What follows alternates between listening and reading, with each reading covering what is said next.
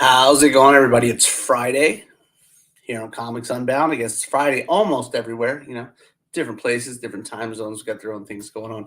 Even some places, it's different days of the week, Saturday and Thursday currently. But here it's Friday, and we're excited. We're excited you guys are hanging out. We're going to talk about some cool stuff. You'll notice that my buddy Lee Chalker is not with me today. He's actually got some crazy stuff going on himself. He's doing a wedding. They have an amazing flower business. You guys should check them out if you get the opportunity, if you're over there down under and whatnot. So, right now we've got a week left on BGD, and it's super, super exciting. It's Shawnee. Shawnee, you want to come hang out with me? Lee's not here today. You can come hang out. So I'm not just talking to the air and whatnot. But I'll give you a link real quick. But so, like I mentioned before, we've got a week left on BGD. We're all super, super excited about the way that the response has been for this new issue. It's been phenomenal, guys. Thank you so very much. We've still got, some time. It's still going. We're working on getting the next stretch goal, which is the additional pages. And for those of you guys that know us and have followed us or, pick up our books or anything, yeah, I'm talking to all kinds of people. I always look like a crazy man. It's part of my shtick, I think, right? Looking like a crazy individual. But we're real close to adding those additional pages. And if you're, like I said, if you follow us, you read our books or anything, they're full pages, story pages. We're not giving you guys, small talk bullshit or anything. You get full art, full story, additional pages, and which also, yeah, for sure. Well, WoW's great. We can get into WoW later, but eventually, I'll be down that rabbit hole again at some point. But it's Shawnee. What up, Shawnee? I love that shirt. I'm so in love with that shirt. It's amazing. Because I am unstoppable. Yes, I agree. 100%. I appreciate that, man. Thank you so very much. I've had this particular issue is really, really important for us as a publisher, because Maya is such a lucrative part of the story and, just a real big percentage of what BGD is. And for us to be able to give you guys backstory on her is so much fun for us. It really, really is, because the story is a lot darker than people, I think, realize on the surface, because we like to show you guys these beautiful images and, tatas and all that jazz. And, but it's so much more than that, we got a hint of that in the first one, because even though you didn't go under a backstory, there is a little bit of it's not all roses. It wasn't all, I'm going to go out and do this. Absolutely not. She's got some serious stuff back there, and so it'll be fun to learn more about her and depth as a character. Sure. She's definitely got some chops to her, and I think that you guys will be more into the character, even more so after this particular issue. Speaking of things that we've got going on, we've all got Vegas coming up. So everybody's super excited. I'm over the moon excited because we've actually got like 8 members of the team are going to be there. So that's going to be, not to mention Shawnee. I mean, who's not showing up and hang out with Shawnee? I mean, you can tell I'm giddy every time I think about it. I'm like, oh my gosh, it's going to be so much fun. So we'll be doing some special book signings. I think we're going to try to get a few copies to the fans with all of our signatures on them. Oh, that would be awesome. Yeah, just all of us will be signing books together. I wish you were too. But we've got that going on. And then the big kicker right now is, you guys know that we've gone from a book every month, and starting next year in January, we're 2 books a month. It's JT Malloy. We like that guy quite a bit. He's a good team member. We love us. Hi, JT Malloy. Wish he would be there as well. So when you look at this particular way that we're putting out books now as a publisher, we've grown leaps and bounds. And I just want to say that I'm very grateful to the new members that we have. We've grown by like 5 in the past like 3 weeks, Wow. which is a big deal for us.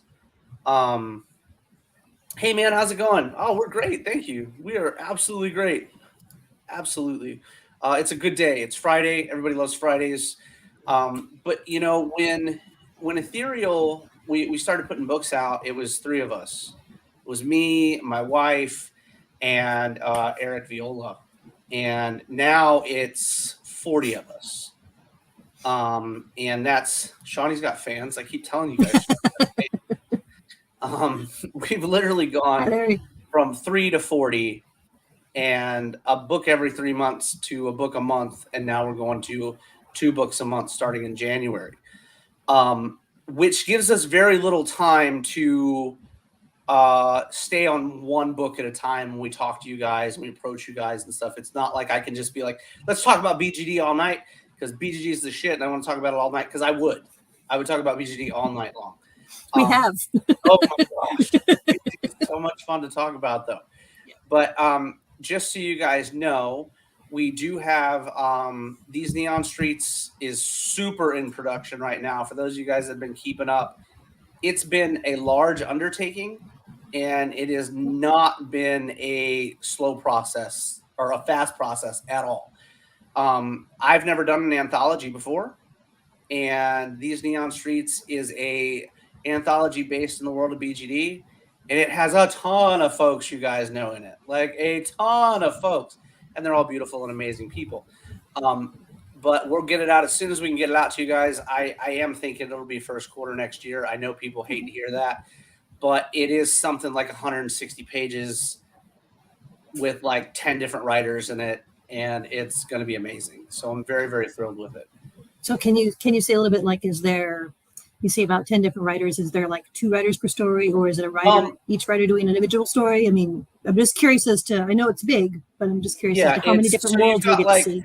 I can drop some things in there. My buddy Andreas has a story in there, which is a lot of fun. Chuck Pinot's got a story in there that he wrote. Oh, fun. All right. You've got, oh my gosh, so many people. I don't want to drop too many names, but I'll drop some artists too. You've got April Reyna is doing interior art for that. So that's very, very exciting for us. That's you know, our very own Ed Garcia has some stuff in there. You know, David Ocampo's got some stuff in there. You've got Bladen Hunter's got some stuff in there. So you guys are all going to get to see, you know, all the heavy hitters. Yeah, your normal ethereal staff in there, but you're also going to get the guys that we're looking to bring in. You know what I mean? Looking into bring in different artists and different writers. And me too, because I absolutely love that guy. You know what I mean? But we've got a lot of work cut out for us going forward with that project, because if I can have my way, it'll be hardback and it's going to be just awesome. So I'm working a lot of time in that right now. But I wanted to talk to you guys a little bit about what's going on for the rest of this quarter. And I wanted to talk to you about the first quarter of next year, because there's a lot going on, big changes, not the least of them being 2 books a month, right? That's a pretty big. That's a big change. So what we've got going on right now is coming up. Let's push past BGD, because it's amazing and I'm real proud of it. And the fans are great, and the book's pushing through. We're real close to those additional pages, like I just mentioned. So, you know, check that out if you guys haven't had the opportunity. But in next month, we've got Vegas. Like I mentioned a minute ago, there's going to be a ton of us there. But not only is it Vegas, it's a big deal for us next month. Next month, we're jumping into fantasy with Fallen Leaves. And it's a really big deal for me as a writer, because I cut my teeth on that as a kid.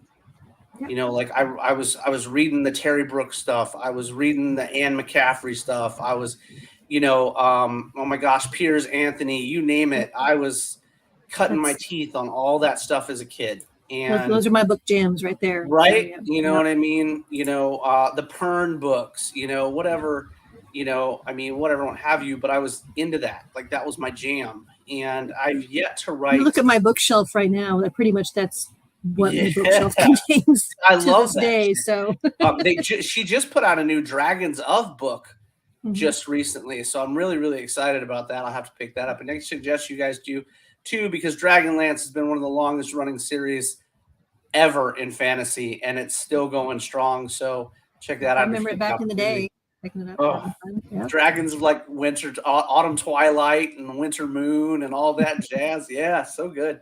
But so we're dipping our toe into fantasy in a really big way. It's unlike anything else we've put out before, so we're really, really excited about it.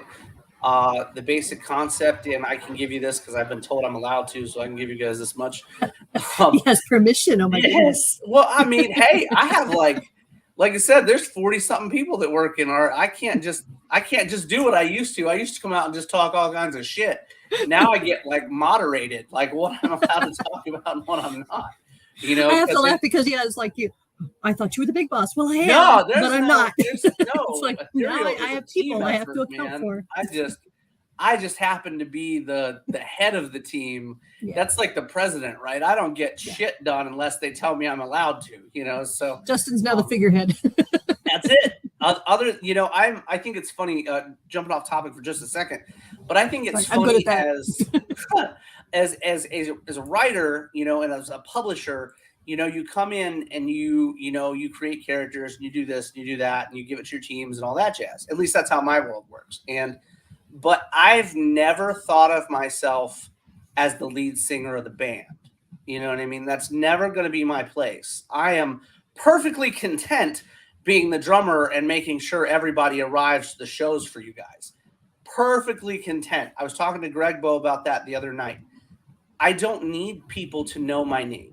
That's never been a thing for me. I've never needed that, never wanted that. You know what I mean? But when it comes to the team, I love, yeah, absolutely, for sure. I love the team being known. You know what I mean? Because a bunch of our cats, man, well, I mean, I appreciate becoming known, you know what I mean? But it's one of those, like, that's not my part. That's not the part that I like to play. You know what I mean? If I can get the shows set up and we can all go to shows and you guys are loving signing these books and talking to the cover artists and stuff, that's what's up. You know what I mean? I love that you love the characters that I've created and the stories that I've written. But again, I'm not naive to the industry or how the business works or anything like that. You know what I mean? I understand that covers are king right now. I understand that this is that and that is whatever. But at the same time, I feel the love when you guys pick up stuff because you're like, look at these beautiful characters or look at this and da-da-da-da. Or when the artists go to shows and they've got 11 by 17s and you guys are snatching up 11 by 17s and it's like, those are our characters that you guys are picking up, you know? And just so you guys know, when you pick up those 11 by 17s, 100% goes in their pocket. I don't pocket a dime of that. That's awesome. Just so everybody's aware or anybody's ever curious, because that question does come up. You know, we don't take a single percentage of outside sales, just so everybody's aware, not a dime. And I think that's something that will always be that way because I don't feel the need to do that.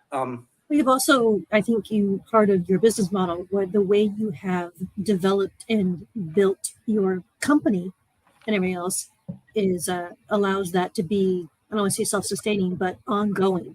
So you have built that into your process, your business model, everything else. So there you go. Yeah, so, I mean, I think it is something that can definitely be moving forward, and I think people like that. They appreciate it and everything else. And so knowing that, then that helps grow, and then you get that strong feeling of trust. So there you go. Absolutely, absolutely. You know, there's when we create things, and you can ask the team, anybody on the team. I look for people, and Bladen does it more than anything as the art director. He actually goes out and looks for talent more than I do, because we get waves upon waves of people, you know, and we still hunt that elusive, this is who we think would be a good fit. Because if they're not a fit for everyone, they tend not to stay with us. You know what I mean? Because it's such a team effort. But anyway, I go and I write to the individual.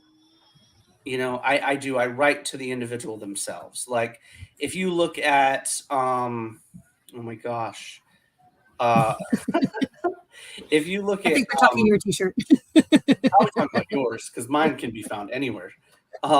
If you look at Elberty, we love Elberty. He's a great artist. He's a Mhm. great addition to our team. I actually wrote a story, and I'm allowed to talk about this a little bit, just so you guys are aware. I'm not going to get in trouble. I actually wrote a series for him recently that he's doing all the interiors for, and this is his. There you go. See the T-Rex shirt. This is the first. This is the first time he's ever done interiors, like full-on interiors. And it's called Frog Legs. I've talked about it a little bit. It'll Yep. be out next year, first quarter next year. Mhm. It's about a young dude that goes to college. He leaves Louisiana to go to college, moves back to open a restaurant, and shenanigans ensue when he gets back. It's a lot of fun. It's much, I can't say much darker because I like to really run that gamut. You know what I mean? If you guys read our books, you know I go pretty hard into the darker realm of things in our books. But this is a little bit different even for me. It's it's a twist on a popular theme. And you guys know me, I'm all about originality. I don't like doing things other people have done, so it's a big twist on originality. And a type, almost like a concept that we see a lot. Normally, normally you see the male figure as the hero in comic books. It's always been that way. You know, you'll get a female figure every now. We do a lot of female heroes, but what I mean is your Clark Kent and your Lois Lane type of relationship. Most of the time, it's the male hero out of that duo that you're reading about for the most part, unless you read like super shitty, and I'm glad we're not doing it. Unless you were reading like Superman's girlfriend, Lois Lane. You know what I mean? Yeah. So hit that button over there. And but there's a concept with the Frog Legs where our female character is our more masculine of our two, not masculine in a sexual sense, but in a strength sense. She is more alpha than beta in the relationship that we're creating in this book. And I'm really, really excited about it. It also ties into the world of the listener and the world of Greed. So you guys will see some characters overlapping, just like you just did recently in if you've read your digitals from Greed issue 3. Which was so much fun for me. Oh my gosh. It was so hard for me not to spill the beans on all that jazz. Like I thought I was going to get castrated if I talked about that book live at all. You probably would have been. Yes, somebody would have come Real up close to talking about that book a couple times. Yeah, absolutely. For sure. It's interesting when we like when you write about a character, you have unforeseen issues that crop up in any story you write. Like right now, if you guys have read any BGD, I take Maya's dialogue very seriously, like unbelievably seriously, because she reads, she speaks like Spanglish, like it's all broken English.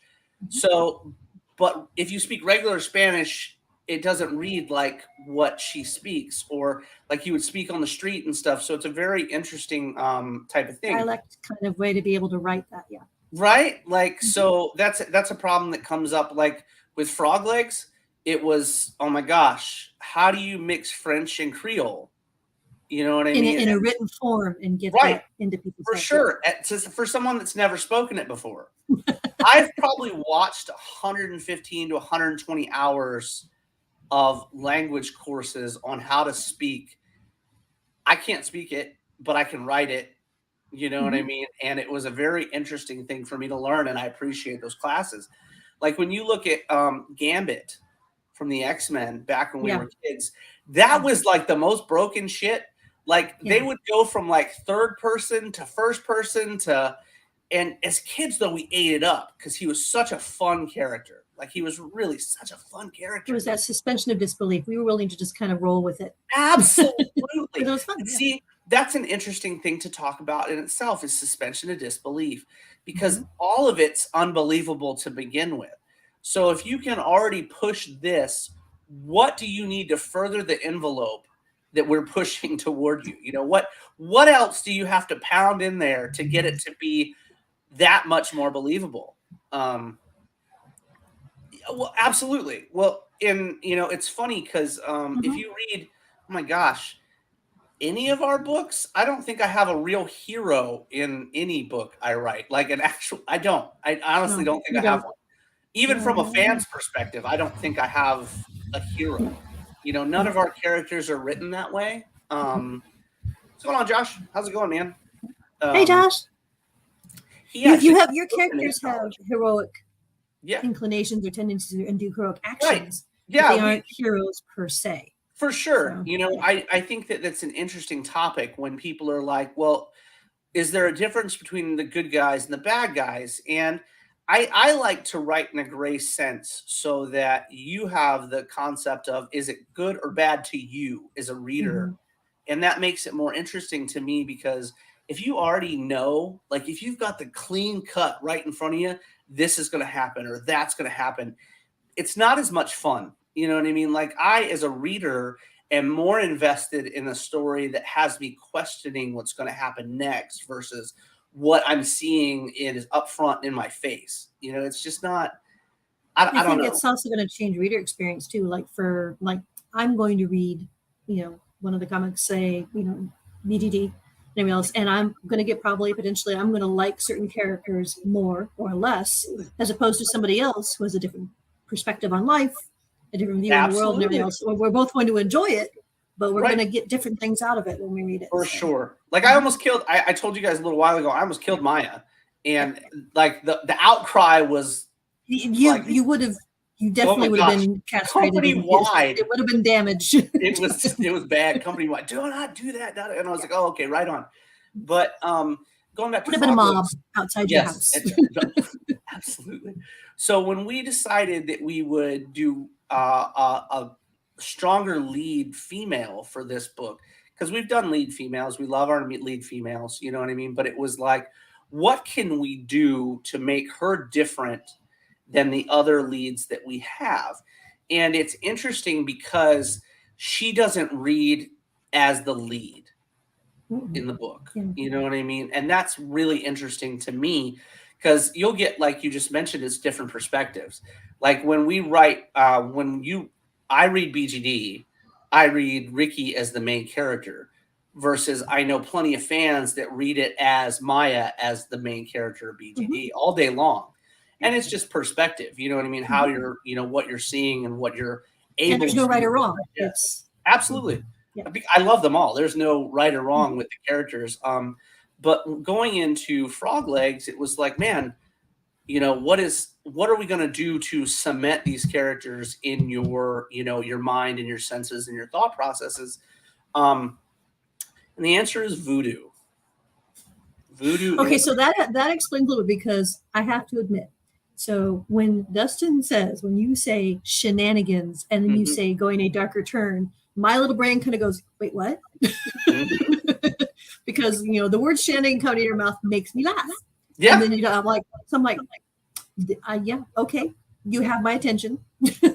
I Then you think throw that. voodoo into it. I'm like, Uh-huh. ah, I okay. think that, naming all of our titles have to do with the actual books themselves. You know what I mean? Mhm. So I thought Frog Legs was a lot of fun. We almost didn't do it. Like we almost didn't use the title. Like it was a very ambiguous title. You know what I mean? Like it was like, what the shit is that? So, but it was really funny to me. I was like, well, what does he cook that he specializes in? You know, it's like this, like when you bring in this I know character, that person, right? It's like, right?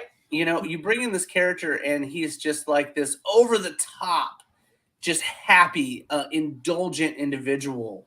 mm, And then you've got this like seductive character that comes in.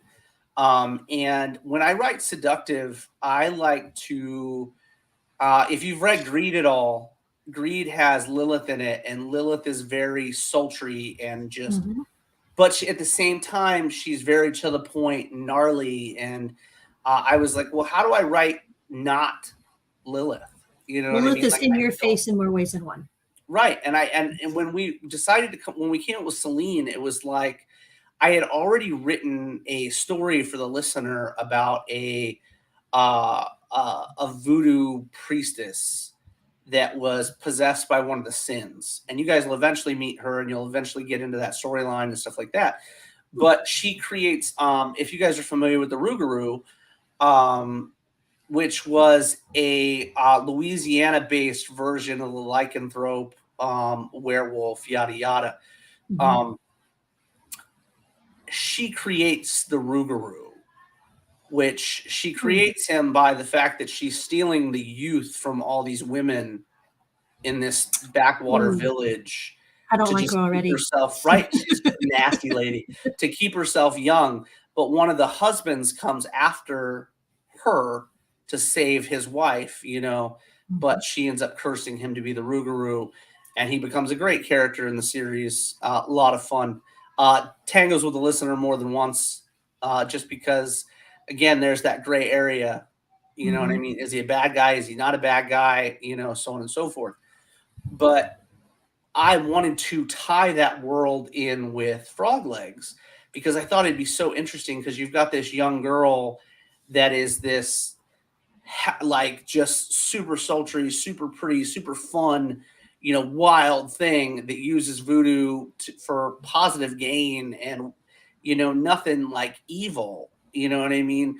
But she happens to have some contracts with some old school demons and stuff, and Power now comes you've from got a this whole, price. yeah, man, everything has its price, and it's very important in Frog Legs. The prices are so important, because you're talking about your cooking, you're talking about your different things. Like, I thought Gwen was going to beat me because there's a scene with a cat in issue 1, and if you're familiar with voodoo at all, cats are not positive beings; they're negative beings, especially like white cats. So like we do this whole little thing with that, and it's a lot of fun. I introduce you to a really awesome little demon who actually takes the form of a snake. He's a lot of fun. You do like your little demon characters, don't you? I do, but he's more of a familiar than a demon. Still, yeah, And those kind of little side characters that I like them a lot. Get away with Like, the shenanigans. they do. They let me do my shenanigans, and I'm okay with them because people run with that. Love them. It's so much fun. The one that was the easiest for me was Cade. Cade was so easy for me. It was literally like I was writing my childhood into a character. And as the story went, the character got darker and the story gets darker as it goes. But it was still like I was a big fan of Howie Mandel as a kid, like a huge fan, and he did that movie Little Monsters. And I was like, you know what? I could write something really fun along those lines, so we ran with that. And here we go. But so enough of Frog Legs. You guys have got all you're going to get from me because I'll give you way too much about it. But that's actually dropping in January. So you guys will get to see that. It's going to be a lot of fun. It'll be one of the first 2 books of the year, and they'll both drop in January. And then we've got, holy cow, Back to Fallen Leaves. Right. So, I just wanted to, so If It Hops is, I think, starting to ship. Yes. Or is that what, or it's close to, or something like that. I forget what. If It Hops, what now? Sorry. If It Hops. Yes, ma'am. Just, is it, I mean, I know, because I know BTG is still, the campaign is still running for 3. Yep. So If It Hops, though, is October. Okay. October for If It Hops. Yep. Right. And so that's actually started being mailed out today, actually. That's what I was asking. Yeah, I figured. Yep. Yeah. So everybody will start within the next 3 to 3.5 weeks, 4 weeks, give or take a few days. Everybody's books will be mailed out for that, and we're very excited. If It Hops is in the hopper. It is in the hopper. And then BDG is finishing up in the campaign. Yep. And then you've got Greed actually goes to print in 3 weeks. Beautiful. So that'll literally be dropping. Oh my gosh. You'll get that. Oh cow. Early October, if not very late next month, you'll get Greed as well. So, but and again, that's something that we're learning to deal with our printers as well, because we love our printers, but we're again going from a book every 6 weeks to a book a month. and we're hammering the printer, guys. We love them to pieces, but we're hammering them. Are they going And to be able? I mean, honestly, I mean, I imagine you are in constant contact with them, so they are aware of your every day, schedule. So basically, they're like on every board with day. trying to keep up with this schedule. 'Cause- Yeah, well, because I like to be. I'm very on time with everything I do, Yeah. and everybody's like, "Well, stuff happens," and I'm like, "Yes, but I'm not Paper everybody." shortages, And all you these know, things yeah, occur. You know what I it mean? does happen. Thankfully, I've not had the only thing we've run into, and it affected if it hops a little bit was the shortage of toner. There was a shortage of Interesting. toner for a little Okay. bit, and that was like a 3.5 week, 4 week wait for toner, and that was no one can help it. Again, I wasn't mad at anybody. I wasn't. That's just like recently. I've got books for the listener 3 that or 4 that just came in, and it was like I had a whole box like get left in water. I guess is the only way I can explain how that happened. Like they must have had it sitting on a dock or something, and water puddled under it, Makes me and I sad. got them. Well, the funny thing was, thankfully, it was only like 15 books that were damaged. Okay, but still, So it's yeah, it but sucks. still, it does. It sucks a lot. It could have been worse. I've had people know they've laid dust in like either an entire shipment or half For of their sure. boxes. Absolutely. But it So was it could be, like, but I was still, like, oh my it's not gosh, fun when that happens. not in the least. So then you're waiting to reprint the books. Yeah. And then you're like, well, we're updating all the time and we're letting you know that we're reprinting the books are going out and all this jazz. But with the amount of product that we move now, thanks to the fans again, the amount of work that we put out, We brought this upon ourselves. oh my gosh, it's so like and this is another update for everybody. I've just hired. I'm not going to call them I'll call them an executive assistant. That's what we'll call it, because as we move, there's so much going on. Like we had a guy reach out from Australia the other day. He was like, "Hey, Dustin, I ordered the listener 2," and I'm like, "All right, that was last year, like literally like a year ago." And he was like, "I haven't got my book," and I was like, "Well, that was like a year ago. I don't have a problem. I'll ship it out to you immediately. I'll have to print another copy because I don't keep books like that, especially books that are that old." You know what I mean? Because even though indies aren't like regular comics that have a shelf life, we Right. still have a shelf life to a degree. You know what I mean? Like there are certain covers that move really, really fast, and there are certain covers that kind of hang out. You know what I mean? And his order just happened to be books that I couldn't keep. So it was like, all right, well, I'm gonna have to order you some more, and I don't mind doing that. You know what I mean? It's on me. Thankfully, none of them were limited print. You know what I mean? It was cover A and cover B. You know what I mean? But It's doable. yeah, so I had to order him a couple more, which is cool. I don't mind doing it. But during that time period, Australia was under like shipping ban at one point. Oh, that's right. They had that lockdown where like, yeah, nothing could be brought in, essentially So imported. the government didn't give a shit what they lost, didn't have nothing. Nope. So I'm like, cool, look, I'll fix it for you. It's not a big deal. You just got to give me like a month to turn around and make that happen. You know what I mean? I'm real sorry that happened. Yeah. Had he come to me as soon as the shipping shenanigans ended, I would have handled it then. You know what I mean? But there's all kinds of, just like any other business, you're going to come into this and that and whatever. Well, this that's hard. You can't fix it if you don't know it's wrong. Exactly. But that's an interesting conversation, because you'll see people that you have all kinds of horror stories about Kickstarters and this and that. I like to look at things, and I like to be treated as what we are, which is a business, and we've become a publishing house. So I like to be treated as such. So if you have an issue, please go, hey, look, I have a problem.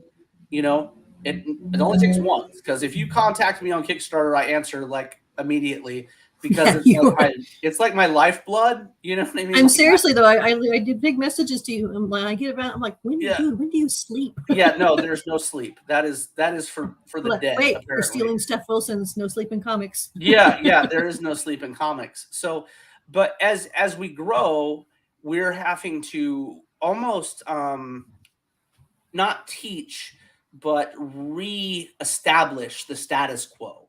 Because like when you go, all right, well, we're putting out a book every month. Now artists that haven't worked for Marvel in a while or haven't worked for DC in a while or whatever they've been doing, now they're getting back into that swing of I got a book a month. You know what I mean? And it's, you know, or you're going to your printer and you're going, a guy that's used to putting out a book for a company once every 6 months or once every 3 months is going, I just mailed him a book yesterday. Now I'm printing a whole nother thing. And these are all things that take adjustment. You know what I mean? They really take adjustment. And we're also, not only are we doing ethereal, but we have Ethereal After Dark that will be going by the end of the year, like literally by the end of the year. So it's like we are doing all we can to learn and to give you guys the best possible experience we can as a creators, as teams, whatever. But again, you know, if it's acts of God, it's a little bit like, okay, well, you know, we'll fix it. Can. Yeah, we'll fix it. You know, I work 24/7, you know, 365. So it's like, all you got to do is holler, hey, look, this was an issue. I got you. Don't worry about it. And I'll throw you something extra in there to make up for it. I'm really sorry that happened.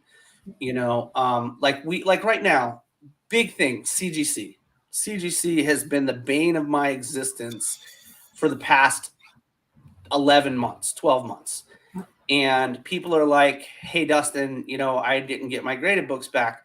We go through a comic shop to get ours. You know what I mean? So it's like, we love the shop and we get all our books there. But it's like, hey, have you guys heard? No, we haven't heard anything. Have you guys heard? No, we haven't heard anything. What's going on, Trish? How are you, madam? Salutations.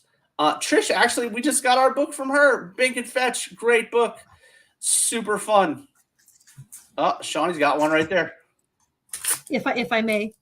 Super cool. Absolutely. I got a couple covers, but I'll take time to say that one. So. Thank you. I love it. But so like we're getting to this point where thanks, Dustin. Yeah, please, by all means. But it's just a very interesting topic. You know, when you have people that are like, hey, Dustin, now I've paid for these, mind you, like, and I pay more than I charge anybody for them, you know? So I go in and I go, all right, well, where is so-and-so's book? You know what I mean? How is da-da-da-da?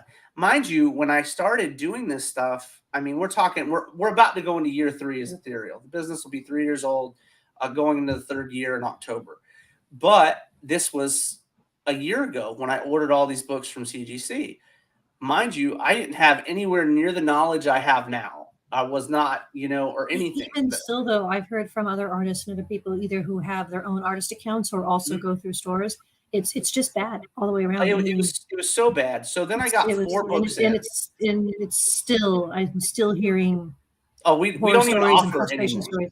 Yeah. We don't offer it all anymore. So, and it's a shame. It's a real shame.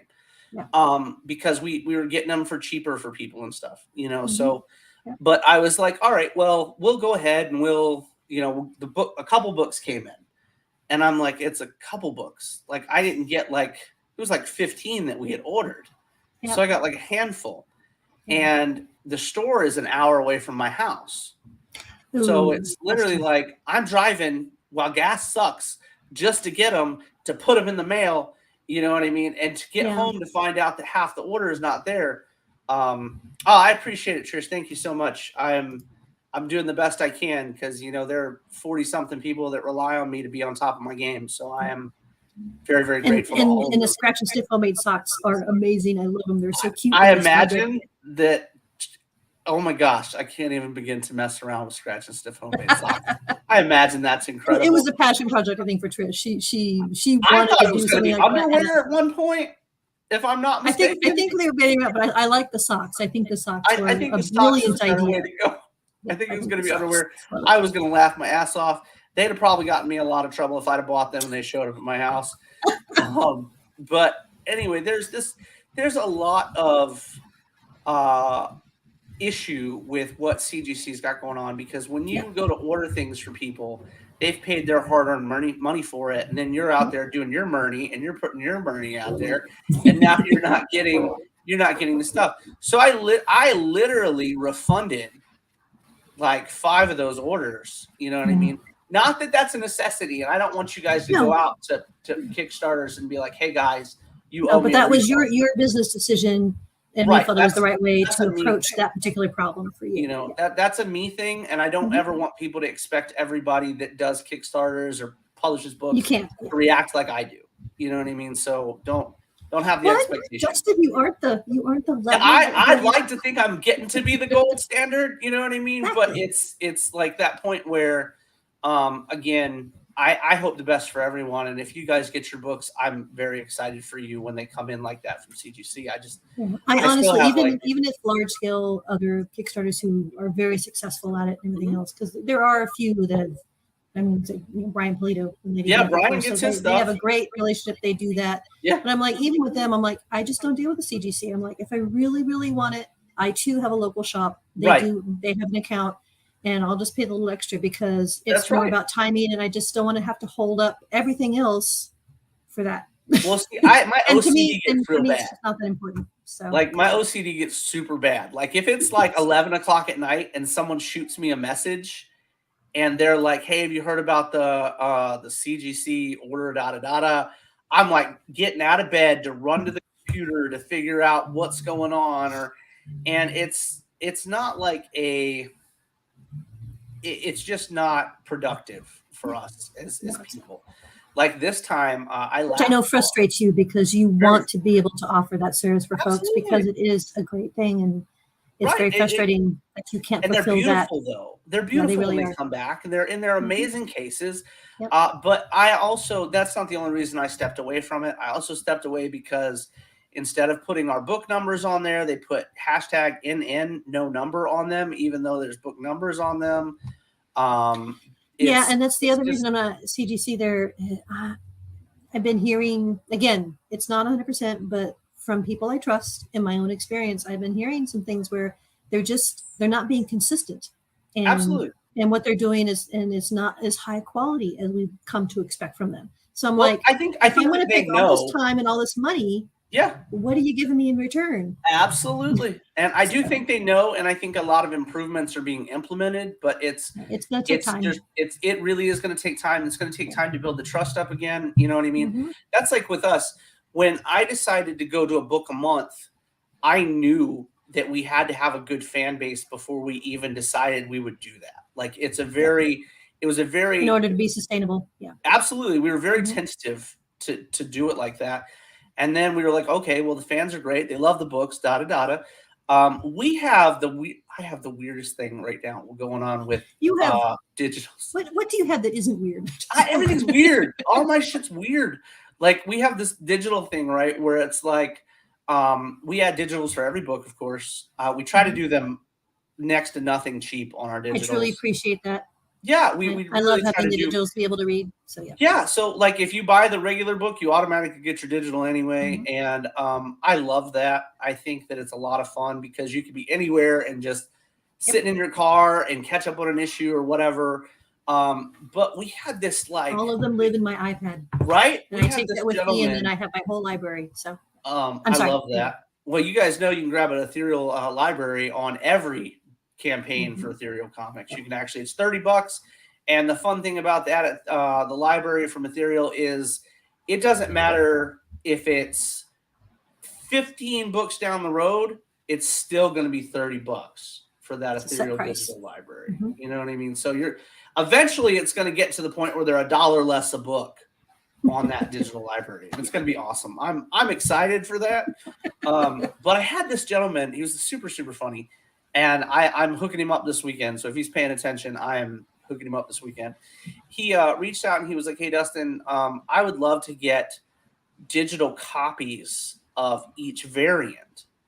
And I was like, I had never thought of that. You know what I mean? Because it's like when I go to digital, I'm going on there to read it and whatever else. But it dawned on me that in this day and age, people collect digitally as well. And I had not even like put 2 and 2 together with that So going forward, starting next year, not this year because this year's slammed for me, but next year, every campaign will have the digital counterpoint part. So depending on which tier you pledge for, then you'll get Absolutely, that. you'll get that cover. Interesting. All right. And I thought that was a lot of fun, so I'm very, very excited about that. But getting back into Fall and Leaves coming up because that's our next project. It's Elves, literally adventure, oh my gosh, we're so dark excited. stories. Yes, absolutely. Well, because the first issue is backstory on our main character. And for the first time, we actually have a dedicated main character instead of having a cast of characters outside of Penny. Penny is a pretty dedicated main character in Theater 7. So outside of her, this will be like the first dedicated main character we have. She's still a part of though. I think there's a lot of ensembleness. Yeah, she's got her own thing going because on. I mean she is centralized, but there's going to be a lot of support. Yeah, you're just going to get a lot with her. But this character has will be the center of all the other characters rotating around her. Even with Underland, you know what I mean? That'll be a cast. It's a very large ensemble of characters. But this book coming up, it focuses. The first issue is very different. The first issue is unlike anything I've ever written, and I love that. You know what I mean? But it's about an event. The entire issue is an event, and it's like you're getting to see perspective and what's occurred through this event, and you're getting introduced to a couple different characters through it. But by the end of the book, you'll know who your main character is. The first issue, you'll know who your main character is. And in the second issue, we take kind of a time jump for that character. And they go from being a younger character to an older, more grizzled character. And I say older, but when it comes to like elves, age is very relative. You know what I mean? It's very, very relative. So in your universe, you're going with the more ageless longevity side. Absolutely. Interesting. That'll be interesting to see how the story progresses. I'm very, very happy about it. I'm happy with Mitch Massey is actually doing all the interiors for that book. Oh, very cool. I'm sorry, Mitch Massey. I'm thinking I'm thinking My Metal Girl. Yeah. Is what I was thinking. No. Yeah, the other it's actually you're not gonna believe who, oh my gosh, I can't even. Marcelo's doing the interiors for that. There we go. So Marcelo Salazar is doing. Man, when you have 30 books going, you're trying to remember every person. Like, since I'm not a part of it, I'm like, right. I don't know. No. So you got Marcelo Salazar and David Ocampo are doing that book. And it's the concept with it is just so much fun because in issue 2, you're getting this character that is just seasoned versus what you got in issue 1. We do have magic involved in this particular book. I've not done a book involving magic so far. This is a traditional. You're doing humor. You're doing magic. My first love story is coming up with My Metal Girl. So look at you expanding your horizons. I'm excited. My Metal Girl is going to be a ton of fun.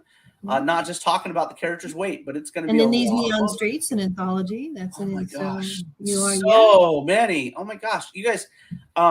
There's another love story coming out that I'm actually writing for April called Don't Drown. So that'll be a lot of fun too. That's like the first time I've said that title aloud, like live outside of. So Don't Drown. I'm so intrigued I can't say it because I'm like my little brain. I'm like, Don't Drown. It's specifically, like I mentioned earlier, I write books for artists.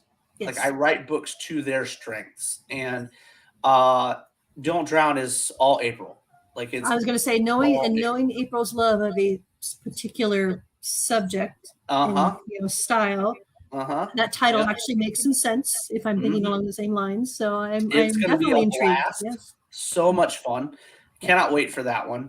But again, this is elves, dwarves, humans, and again back in that fantasy realm. And to me, I've always liked a bit of controversy in my books. I like the gray area. No.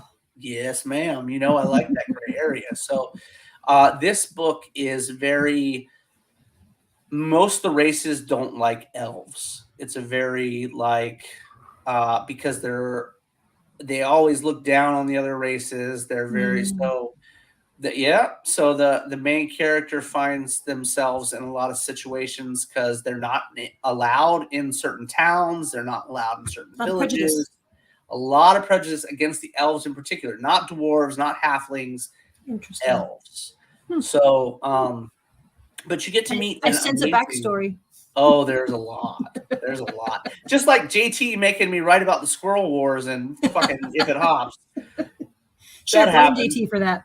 Oh my, you guys were going to get away without the Squirrel Wars. But JT was like, I need to know. And I was like, right on. I'm on it. Actually, it's Challenge mentioned. accepted. Oh my gosh. It's mentioned in like the third, like I said, everybody will have all their copies of If It Hops by the end of this month coming up, which is great. I'm really excited about it. Except for medals. And just, Yeah. I told everybody that, you know, you've always got like an extra 6 weeks on medals. Just count on those 6 weeks. Production and Well, just, they come to us, and a lot of people don't know how this works. So they come to us, then we mail them out to the Amazing Fairy Medal. We Right. mail them out to them. does their magic. They are magic, and then they put those amazing metal covers on there, and then they mail them back to us. And then, you know, and then we have to mail them that's back. a lot of back and forth. You. Yeah. It is a lot of back and It forth, takes time. and I'm okay with it because they're amazing. The books look great. It's worth it. Yeah. But again, page 3. No, it's page 5. Page 5, and If It Hops, issue 1. There's mention of the Squirrel Wars, or the riots, the Squirrel Riots. The riots. And numerous people. We need to know. We need to know. And JT, we're sitting at a show. We're actually in Nashville at a show, and he's like, hey, I need to know what's up. And I was like, okay, I got it. I've already got it in my head, you know what I mean? But I'll put it down, and we'll eventually get some annuals and some one shots and stuff like that go hand in hand with it. As we grow, you guys will get more and more stories like that because again, we just hired like 5 more team members in the past. And I'm going to go back a little bit because you said one of those was we're calling him executive, not necessarily an assistant, but what exactly is that person going to be doing? Is that for management or me? Is that fulfillment or in check basically? Because right now, again, with 40 something team members, you've got 9 IPs right now. So you have a mini you. I have a mini me. I do. Cool. And you need one. You really do. I think we need to clone you. You need another person. Yes, I need like 5 of me though, man. Well, like, yeah, but we'll stick with the mini me. And yeah, let me have more Dustins in the world. Well, cool would be added insanity. So yeah, there's too much insanity. When there's more than one of me, generally, it's just it gets a little nuts. So this person is essentially your right hand. Absolutely. Well, so Bladen Hunter is our art director and has done a lot and has kept up with a lot. I think April may be stepping into another role as well, which is amazing. We're really, really happy about that. Cool. And maybe we'll see. And then there's her time and her working. Right. Absolutely. And then we've got the mini me, and the mini me is doing just as much as I am without the writing aspect of it. That's actually probably a good thing because then they can concentrate strictly on the administrative whatever side of things, everything else, which hopefully will let you be a little more creative. It really takes some time more on the creative side. Yeah. And right now with my daughter being my oldest being back in school and not having buses. Yeah, you are the bus. I am the bus. So 4 hours every day I'm driving to and from. So it takes out a lot of our time. Yeah. But I wouldn't change it. I'm very grateful. But so coming forward, you guys are going to get all kinds of new stuff. You'll get to see new things, new concepts, new ideas are coming out all over the place. But I really think you'll enjoy Fallen Leaves. I think the covers have pushed. I actually think I have a couple of them. If you would, because we show those because I've seen them. I'm blown away every time you preview them. So I think we have a couple of them. There's Steph Wilson's and Carrie Ann's, absolutely beautiful. Beautiful. I'm a huge fan. of that particular cover. Like I think that they grow just like every other artist does, Yep. and they get better every cover. To be honest I with agree. you, and then April and David killed this one. Like this is just That is so yeah, cool. Like it the really is. filigree and the you guys should. It's She very actually almost has Art that one Deco. that, It's a little Art Deco-y, but in a softer right. way. Yeah. Well, she just did another one of this, and you guys will be able to get the print of this. She's actually taking the shows and stuff. It's going to be really, really cool. There's Marcelo's cover that he Oh, did wow. for the preview. This was for the preview edition that we Yeah. put out with Theater 7. His new cover looks just as badass, I promise. And then David came out and knocked that one out of the park. Like, Yeah, the first time I saw this one, it pretty much was, I'm like, that's yeah, I love David Acampo. Like, he's one of my closest friends. We've worked together since day one on The Listener. We've worked together, which is almost 3 years now that we've been working together. And it's always a privilege to get a cover from him. You know, he colors everything for me. Like, I love working with his colors, but it's such a privilege when he gives us a cover, you know, and it's just like, yeah, new IP Magic Dad Bus needs to be. I could make that happen.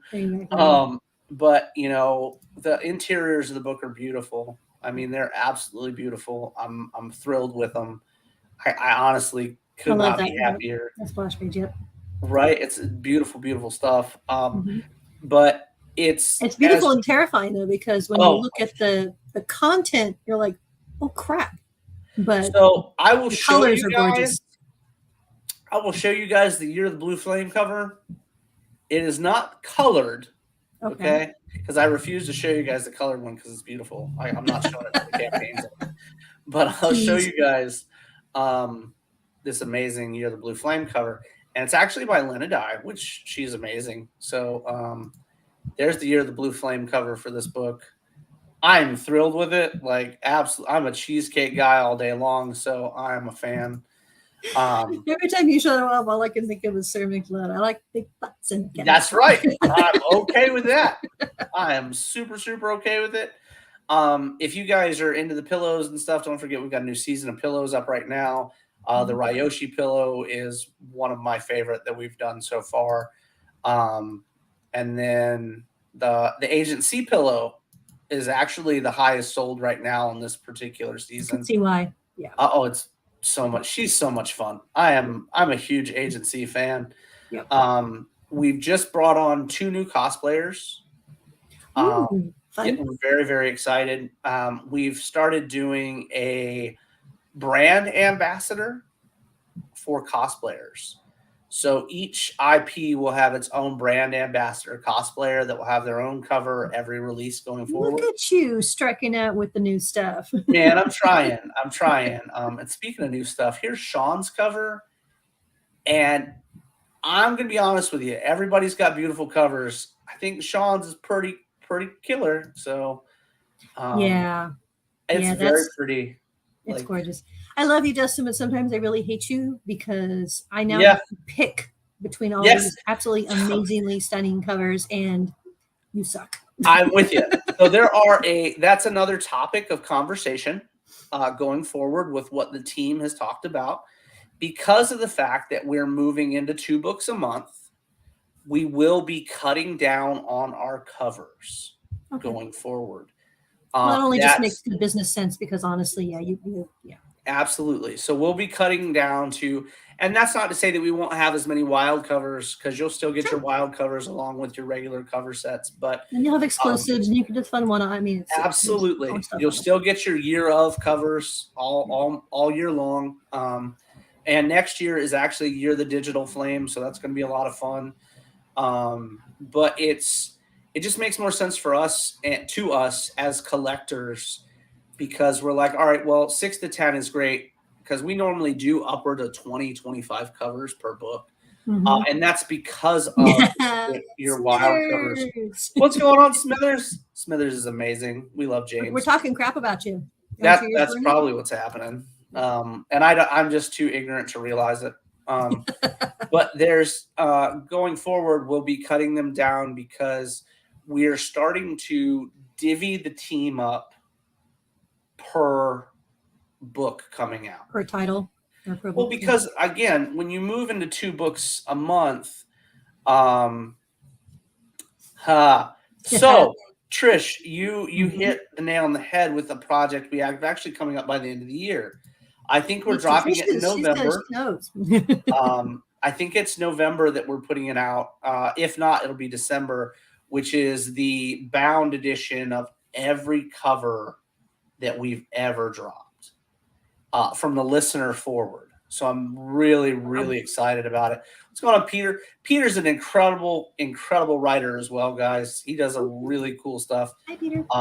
And he writes an awesome book about a cavern and books that you can travel into.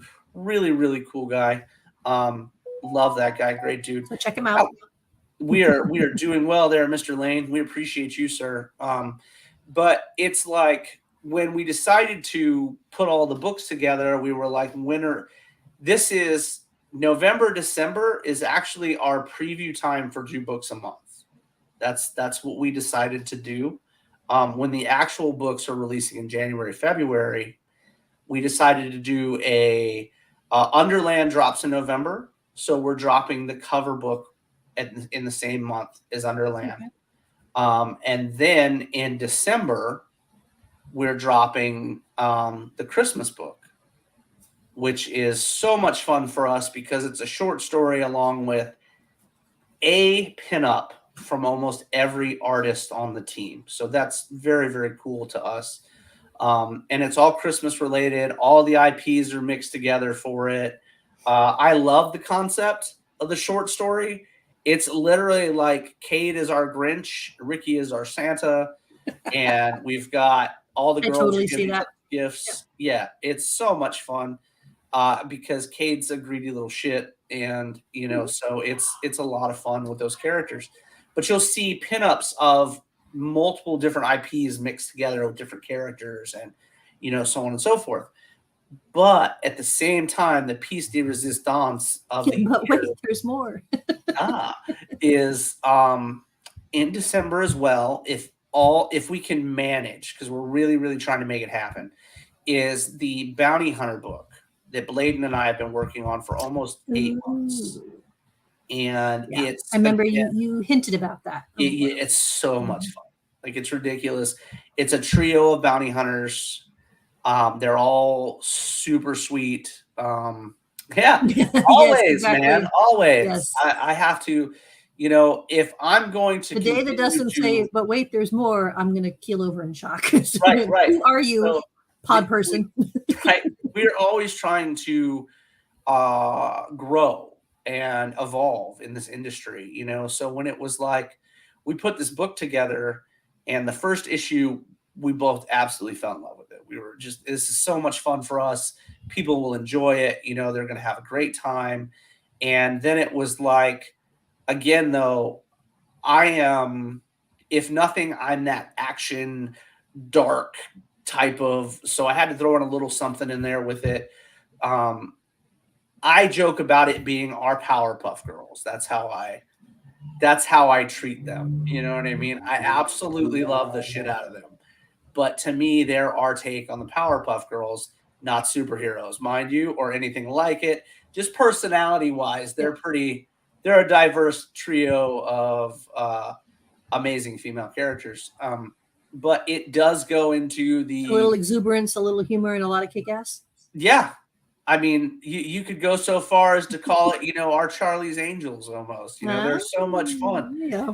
They're a lot of fun, and you guys will get introduced to all these different characters all over space, because they're literally space bounty hunters, and they're going to different planets and doing different things. Dustin's going into space. I'm going into space. Speaking of space, before we get out of here, I'm going to give you guys one other tidbit of awesome. All right. So Gene is one of the newest members of our team. Gene Selassie is doing a book, and he is and he is I am very finicky. You can ask anybody on the team about me. it has to be just right. It has, or I get like, I'm like, I gotta fix it.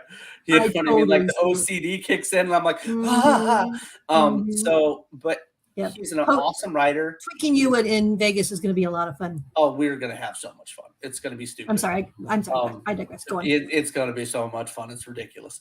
But so what I am, I'm always very hesitant to let other people write for Ethereal. I'm always very, very, very hesitant. What you guys don't know is we actually have 5 writers at Ethereal, and you only get to see myself primarily because these other guys are literally breaking their backs to catch up with issues to put out. You know, I'm with you, man. My OCD is king. You know, I'm about that life. But it's something to where, like, Gene is working on this book, and he's had this book put away for a long time, and I'm very excited for it. And I think you guys will really, really enjoy it. It is a space book. I'm very excited to have another space book. Very sci-fi, you know, almost space travel exploration type of thing mixed with like Gundam. So it should be super, super fun. Cool. I'm thrilled with it. He actually just had another book release, and everybody's going to kill me because I can't remember what it was called.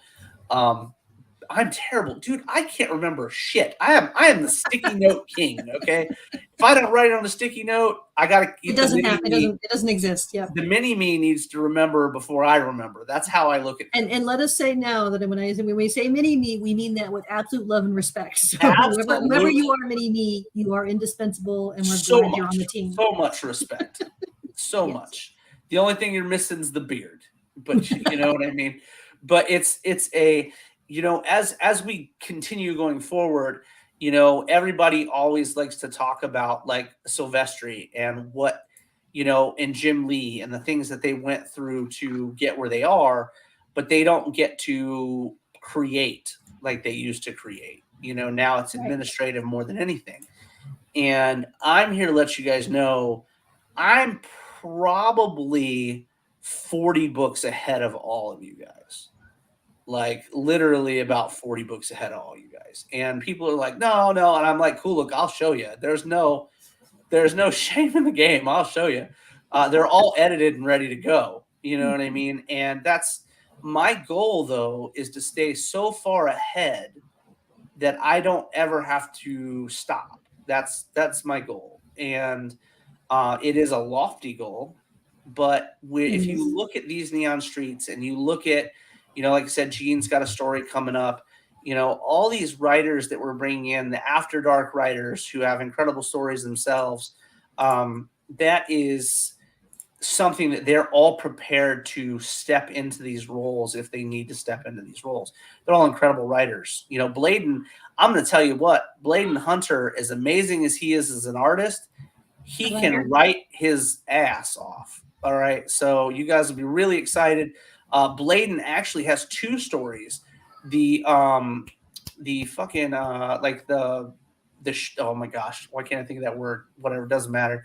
The first couple books that are coming out after dark are from Bladen Hunter. So because his name sounds like a porn name anyway. So he knows it. So anyway, so he's going to be putting those books out, and they're going to be really, really good. He's doing all the interiors on them as well. So they're going to be really, really awesome. He's going to be one entire booby.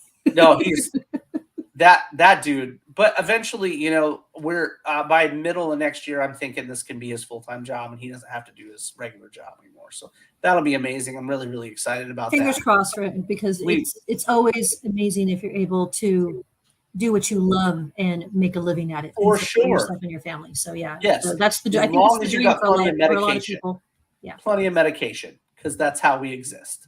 Yes. You know what I mean? I wasn't joking about that meme I posted the other day with DiCaprio walking and talking about all kinds of different drugs he takes just to move. Yeah, real talk.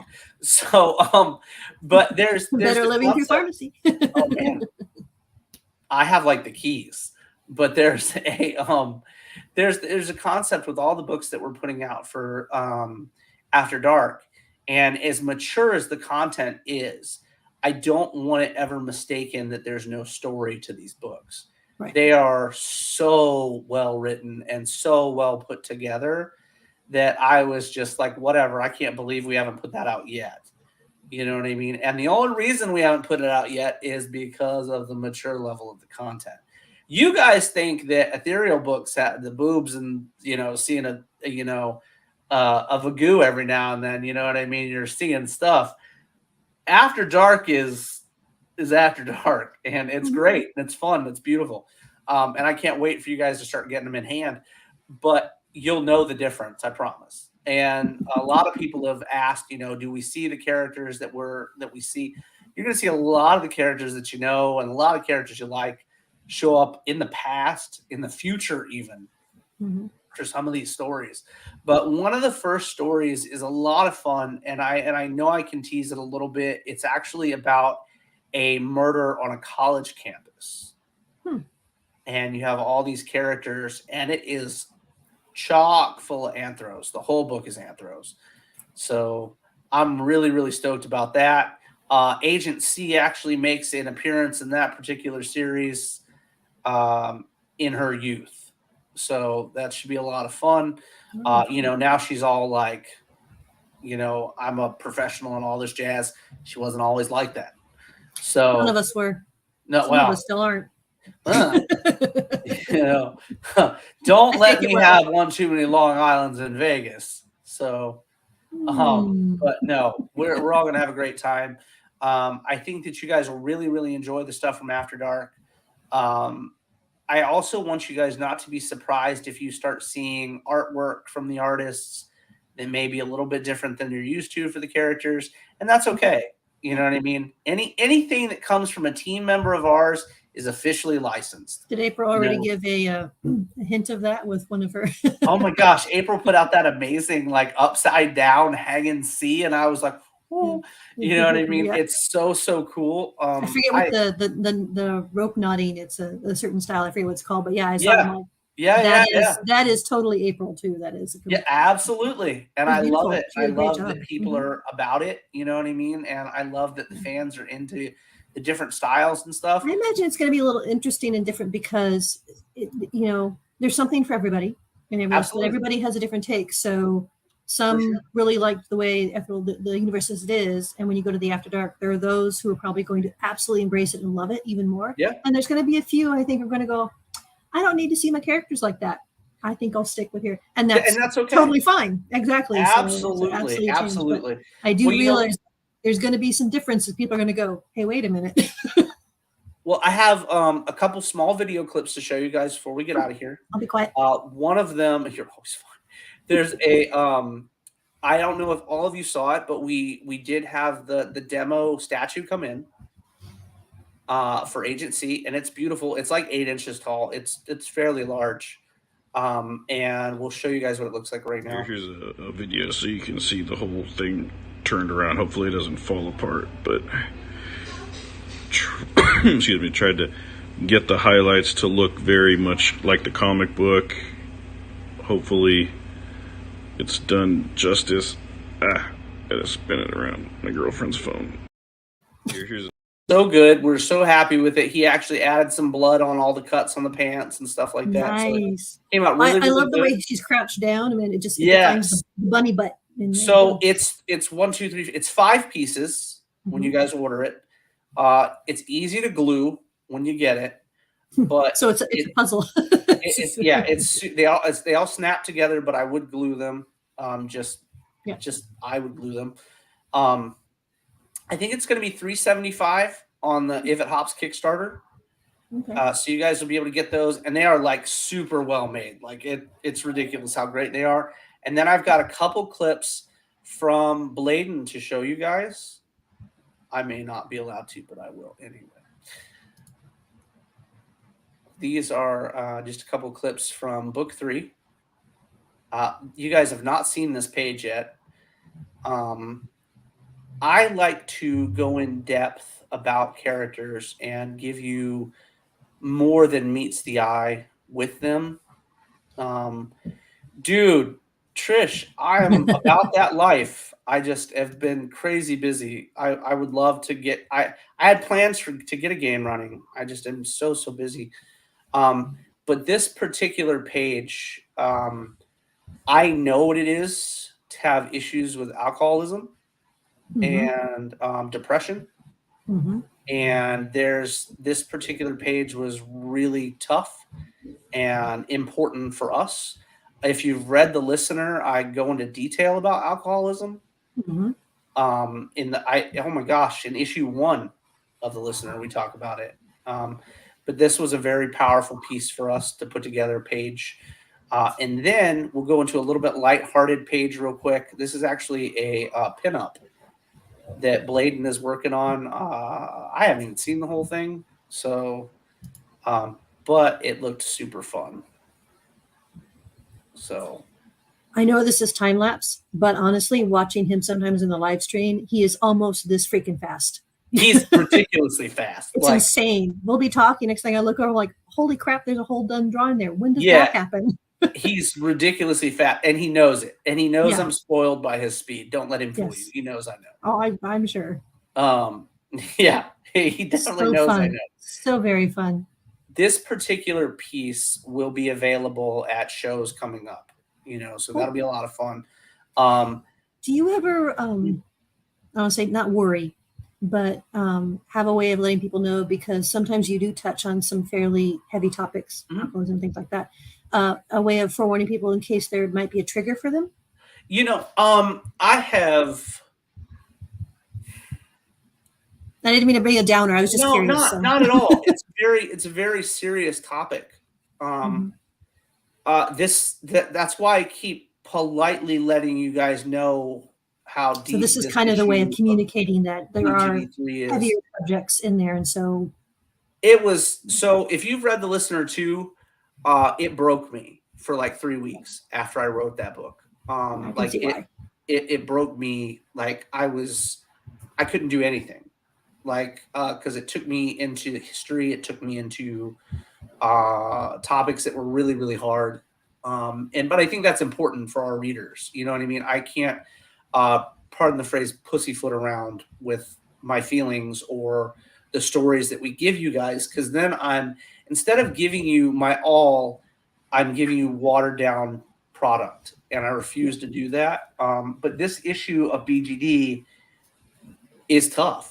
It's tough. And it was such a pleasure to do it and to see it when it was completed, because is it a little cathartic for you to be able to? The alcoholism was, I think that because it wasn't that I was an alcoholic, all right? But in your life you have experience with it. Absolutely. It's affected my family. It's affected generations of my family. You know what I mean? And I went through a really dark few months of my life where it was like that was the light at the end of the tunnel was at the bottom of a bottle. You know what I mean? And I don't drink at all very much anymore. I drink when we go out. I drink to socialize, but that's it. But anyway, this issue is very powerful, and not just for that particular reason, but Maya goes through a lot. She goes through a lot, and this issue is going to bring it to the forefront of how she got with Ricky, how she got into Piece of Tail, and how she was picked up, and he trained her to be a mercenary and all that jazz. But it's tough. And I think I didn't mean to get too serious, but I think it seems like too, like you said, you keep talking about it. So I think here is a forum to share that information with folks in case there's concerns. And like you said, since you are very responsive, and Kickstarter and Facebook are your lifeblood and you're there, I think if anybody ever has a question on if they're worried about a subject matter or something else, contact you, ask you, and you'll be happy to share with them any concerns or able to do it's like one of those things where if I've seen it, I'll speak on it. You know what I mean? And if I can help you, if you just need an ear for 10 minutes, I'm available. I am, no questions asked, available. You could have said hello to me one time, and if you needed an ear, I would give you an ear. You know what I mean? But the issue involves alcoholism. It involves rape. It involves brutality, Some heavy and stuff. Yep. it's very, very heavy. But there is such a light between the characters of Ricky and Maya, in my eyes. They are like, even like I said, and I talk about it all the time. We don't write heroes. We don't write good guys. We don't, you know what I mean? But these two characters, if I thought any characters that we ever put out deserved a happy ending, it would be these two characters. And Also, too, those if your characters can survive or do survive those heavy, issues and things and those traumatic events in their lives, that's a bonding experience. for Or absolutely, it can be and everything else. And I think that's how you're writing them. And so I think that's what we as the fans love, is to see how that tragedy has become a bonding experience and how they move forward from that. well, I like to write things that I feel like will help you bond as well. You know what I mean? As people, Yeah. because when we put out stuff that's serious, it's to let you know that we can talk about that. You don't have to be afraid to talk about something if it affects you personally, or if it affects your thought processes. Hey, shut up. I'm with it. Hey, he's gonna get a cameo one of these days, I'm telling you. But if I can talk about It it, says he doesn't care. So I'm like, all right, as long as you know the camera's on. Yeah. I do the best I can, Trish. I do absolutely the best I can for all of our readers, for ourselves. And you mentioned it being cathartic. It is cathartic. It's a very when you look at something and it scares you or it hurts you, you give power to that thing that damages you or hurts you, whether it's a word, an event, anything, and if we can find a way to overcome that, even just for a minute time period in our day, then we've accomplished something. I'm telling you, cameos are coming. This is a thing. It's going to happen. But it's a very integral thing for us to be able to give you an escape. And when we bring you back into it, we give you something that's almost like cold water to the face, because it's no longer an escape. Now it's something that, holy cow, this is wild. This is different than what I'm used to. It also helps me to know that I'm not the only one going through things like that. absolutely. And that's it, right? I'm a big fan of unity.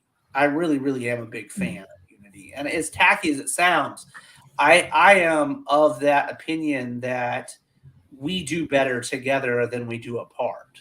Mm-hmm. You know what I mean? The guys and gals in the chat, the ethereal chat, will be like, here we go. He's positive conversations. You know what I mean? Is it Monday already? You know what I mean? We're getting the pep talk already. That's right. But it's like, we are bigger than the sum of our parts, and to be able to give you guys stories that can uplift you, that's a powerful thing. And everybody roots for the underdog. You know what I mean? You always root for the underdog. And I think that Maya overcomes so much in this issue. And going into issue 4 after this, issue 4 will lead into the trade paperback at the beginning of next year. I think we're dropping in February for that. But it's like you're getting whole like backstory of this character. This issue literally leads into other stories about this character. I know everybody's going to itch to jump into what's happening after this particular issue, but I got to give you guys a little bit more meat than just, hey, look, we're starting World War III with the mayor, and you know what I mean. You guys got to get a little bit more backstory than that. And then, because World War III is coming, we get that. The war is on the front, but we need to get our troops. And that's we need to it. get our strategy. Oh my gosh! You wait. We're so excited. Like, it's hard for me because I get so stoked that I'm ready to just give you all of it. Like, I'm ready to catch up to me, be where I'm at. Because there's this scene where in a coming issue where you finally get to see the top of the dome, like what separates the different sections of the city and all these different things, and what creates the artificial weather and all that jazz, right? because being, reptilian, they have to have a certain temperature that they like to be in and all this other jazz. Yeah. So there's a point where you're actually outside of one of the highest buildings in Center City and you can see everything. Why you're outside of the top of this building is an entirely different thing altogether. But you'll get to see these beautiful cityscapes and stuff. And I'm thrilled about that and showing you guys these splash pages of these, just because that's what started BGD. These beautiful pages of hundreds of characters. Issue 1, I think, has like 116 characters on page 1. Yeah. When you open that book, you can just see a line of people on both sides of the street just walking. And I fell in love with that. The minute I saw it sketched, it wasn't inked, it wasn't colored. BGD had a place in my heart that I could never replace after that page alone. And that's where Bladen and I came together and we're like, this is us. Because if you look back in the history of comic books, there's teams that you won't forget. There really are teams that you will not forget. And I'm proud of all of our teams. But I'll say this, in the indie community right now, between me, Bladen Hunter, and David Acampo, you're going to have a hard time finding a trio of dudes that are putting out pages like we put out. And that's not demeaning anyone. That's just, I'm just letting you know, because we read everybody else's books. Mm-hmm. We read everybody else's books. Like you can go to each of our Kickstarter profiles and look and see whose books we're buying and stuff. We support everybody else too. You know what I mean? So it's like, even though 90% of the indie community doesn't talk to us, we still back all these cats. You know what I mean? And that's okay. We hold nothing against anybody. It's just we are our own entity, and that's all right. But I think I love you for being still willing to support the community as a whole. Absolutely. Well, we have to. And I do know there are other production companies and other small independents that are in a similar boat. They may not interact with others or you or any of the others, but they still do their best to support the community home. And I think that's really what it's all about. Well, it's like when we started, right? When we started with the listener, no one knew our name. No one knew anything about us, but we still had these cats. Wendy, for one of them, yourself. I think you jumped on book 2 and were on after that the whole way. You know what I mean? And it was I found you and you couldn't get rid of me. So yeah, it was like, that's incredible. And I am always grateful to the other creators that came out. Like I said, even if they don't speak to me, I'm grateful for those people that reached out and were like, we're going to back the book, or we're going to do this. And they do a share, they post it out. Hey, absolutely. Yep. You know what I mean? I may not remember to back every single book or to hop on every single one of them, but if they speak to us, I do what I can. Right? Yeah. Right? I make sure that I share people's stuff. I talk about people's stuff. I am a child of this time period. And I think the indie community is more stronger now than it's ever been. I think the books are better than they've been in a real long time. And I wish everybody the best of luck. I really do. I think that is if you keep again, being cliche, but keep on keeping on and whatnot. There are times when shit is super hard in this, like super hard. Yeah. But at the same time, a perfect example, when the Listener 2 came out, I was so spent. And I was like, if I don't make X amount of dollars, I'm not going to do another book. It's not a conversation I have very often, but if I didn't make this, I was not going to do another book. And when we got together with Bladen Hunter and we decided we were going to do BGD, it was like a $6,000 something campaign for issue 1. That was double, almost triple whatever I'd done previously. Mm-hmm. So it was like, all right, well, that one book did this. You know what I mean? So we're like, we're going to continue, right? Yeah. So then we did issue 2 Agreed, and issue 2 Agreed did well. And, each book, my personal goal now, I'm not saying this has to be yours, but when I started, my personal goal was 10%. Every book should be 10% better, because that means I sold 3 or 4 more. At the time, 10% was 3 or 4 more copies of my book. You know what I mean? So that was a lot to me. Dude, 15 backers was a fuck ton of people to me back in the day. You know, Yes. I say back in the day, that was literally like 2 years ago. But Still though, you know, yeah. 15 backers was a lot of Yeah. people. Kickstarter So- years is kind of like dog years. Right. Yeah, it feels like it. Oh my God, it feels like years of your life as a publisher. You're just like, just give it all away. But it's but now I still have that viewpoint, 10%. You know, so like if you look at BGD2 right now, BGD2 did like $10,200 something dollars, right? We're at 11,000 something now for BGD3. And my personal goal is 13,000 with this particular issue. We've got like a week left, and I think we can do that. I don't think it's a problem. But that also unlocks your additional pages. And I think that as we go forward, like each book in itself, I'm not saying each IP needs to beat the other ones by 10%, but if you look at your individuals, you're constantly pushing, right? So like the next issue of Greed, I really hope hits 10 grand. Like I really do. I mean, we hit like 7, almost 8 on the last issue. I'd love to see it hit 10. You know what I mean? But that's not just about the money. It's about the fact that now we've shown X amount more people this book.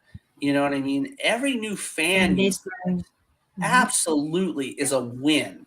I'm not saying our fans love every single IP. I'm not saying they don't need to. They don't have But to. what I'm saying is you're building a backbone.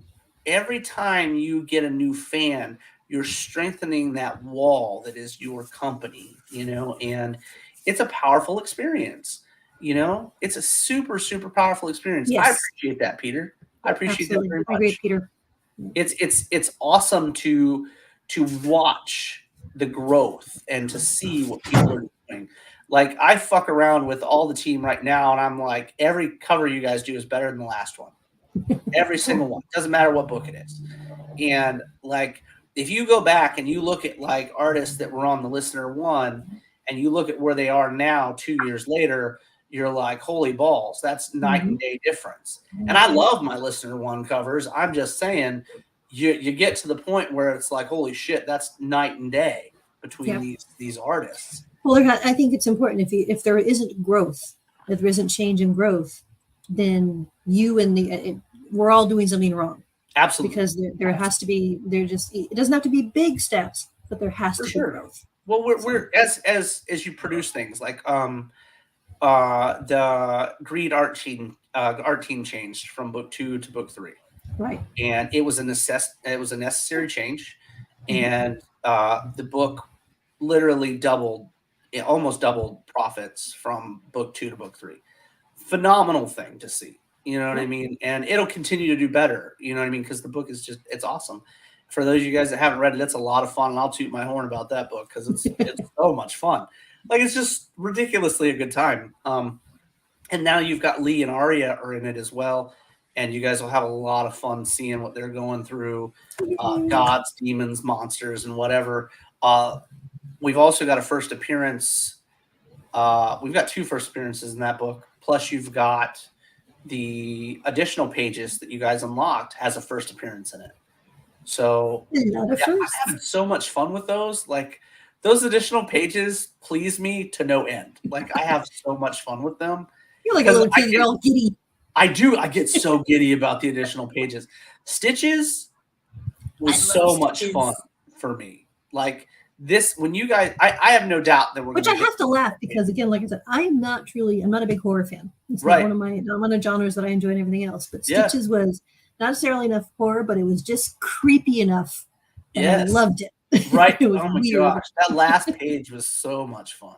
Yep. Like I love that last page. But so there's you'll actually get the continuation of Stitches at the end of this campaign. Oh, so I'm really excited that we get little bits. Yep. Eventually we're gonna release Stitches as a whole. It is about its own bound volume. But the next issue is really gnarly. Like really gnarly. No.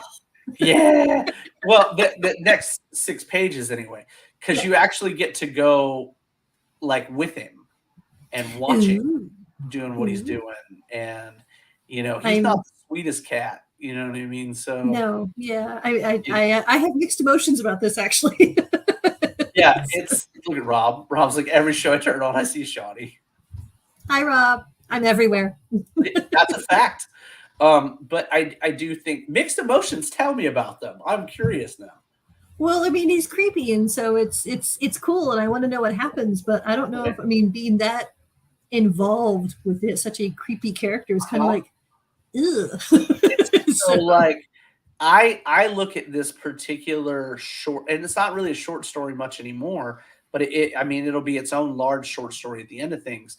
But I look at it as its own, like, first person, like, what if you were a killer type of thing. That's how I write that story. Like, I get that, and that's why I have mixed emotions about it. So yeah, cool oh my concept, gosh. but I'm like, do I really want to go down that road? Yeah, that rabbit hole's a sticky one to say the least. Exactly. So Yeah, so like I think that people will enjoy it. If you're a fan of Yeah. Dexter, you'll really, really enjoy, Stitches.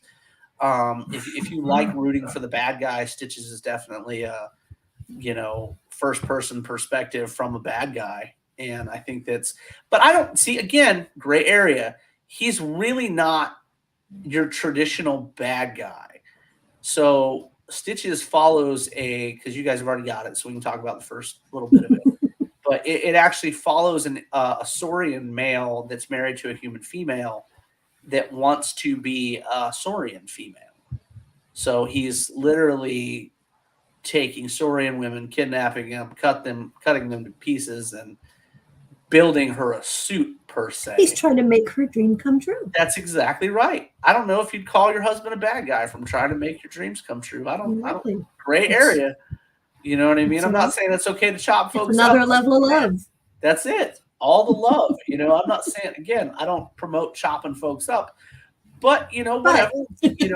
Hey, everybody's got a different love language. I heard there's a book about that. So make sure that, make sure yours isn't chopping folks up. Yeah. But, I really appreciate you guys hanging out. Do me a favor, swing by that Kickstarter. I'll put the link in. It's, oh my gosh, this issue, if you haven't picked up BGD, this is definitely the particular issue to pick up, because it's so very much fun. And we're also giving you guys so much story for the characters, and we're building it's easier to see now more than ever the world that we're building, and it's just click that link there, check it out, guys. If your mini me has anything to do with the actual Kickstarter, somebody needs to be reminded that since you're over 10,000, the sticker has been unlocked. So that needs to be updated. That's good buddy Russ. Russ handles that. So I will contact good buddy Russ. Poke Russ. Poke Russ. There is a really fun little Eve sticker that you guys have unlocked on that one. Yeah. Again, this is a great campaign to hop on because of the catch-up mechanics on this one. Yeah. Oh my gosh, there's a Kara catch-up on this one that's just awesome.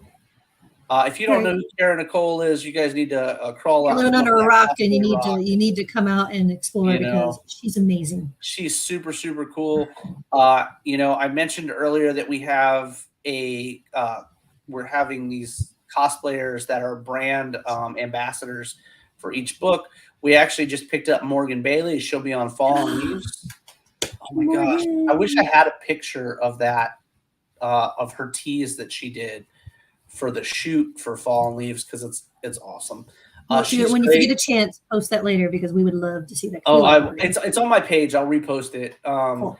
It's on hers too. And then we've also got the Lieris is a cosplayer. She does all the interior artwork for Underland. I forget that she's a cosplayer. I only know her as an artist, so that's fine. She does cosplay. She cosplays for the brand as well. And then we just picked up. I have the hardest time with her first name. Hold on. Miranda McCobb. Super cool chick as well. So that's 4 cosplayers. They're all brand ambassadors. You guys will start seeing them more and more at shows with us. and doing in-store signings with us guys. Oh, that would be So fun. so excited. Next year is off the chain, already started to book for next year. So we're ready for, good things. But again, But we've is the got, world ready for you? I don't know. I don't know. I think they're ready for everybody else on the team. You know what I mean? I respect that, but one cool thing I forgot to mention coming up for October and If It Hops. Mike DeBolfo is on If It Hops for October. Mike's been one of my best friends since Like for the king of years. hair. Great dude, right? The king of hair. Yes. Great guy. Yep. He's He's hilarious. right, and just an amazing human being in general. But he hasn't been on Ethereal Books since the Listener issue 1, so it'd be really nice to have him back. You've also got Marissa Pope, who's been on a handful of Ethereal Books. She'll be on If It Hops. And then coming back from issue 1 of If It Hops is the amazing Ryan Kincaid. He'll be on If It Hops as well. So you guys are going to get to see a lot of really cool folks. Mind you, we've got I'm yaying all over the place. I'm so excited. I'm fangirling. I'm spirit fingers all day long about that book. But we've got a lot going on with that. Plus, you've got if you're a Body Pillow fan, season 3 actually starts in October as well. So you've got this season started with this book. You've also got it for Fallen Leaves, and then the next issue will be the next season starting with Pillows. So really, really stoked about those. And those will be your fall pillows, your jack-o'-lantern stuff. April actually did a really cool one with C on a football field. So it was really, really cute. Can't wait to show you guys some more of that stuff. Actually, I may have that one in my shenanigans. I don't. I thought I did. It happens. You have to update your shenanigans folder. I do have something I can show you guys that Tina sent us.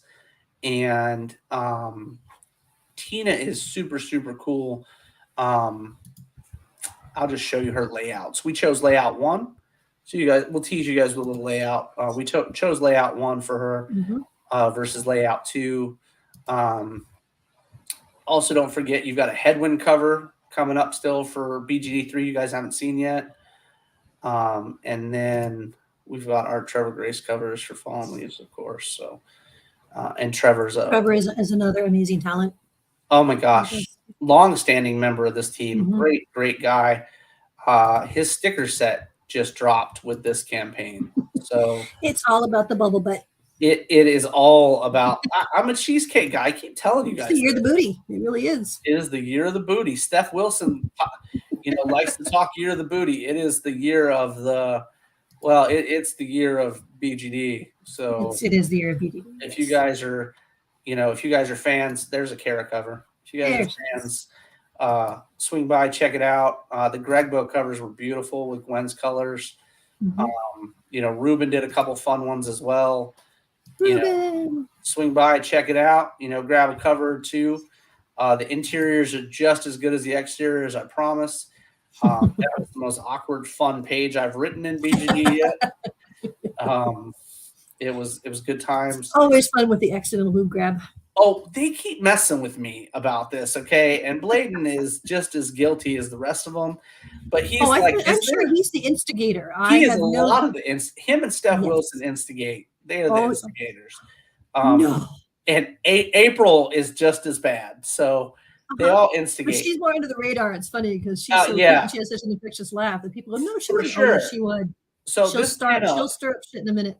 Oh, absolutely. So this pinup I showed you guys earlier, this was because of the fact that everybody keeps saying, is there something between the two characters?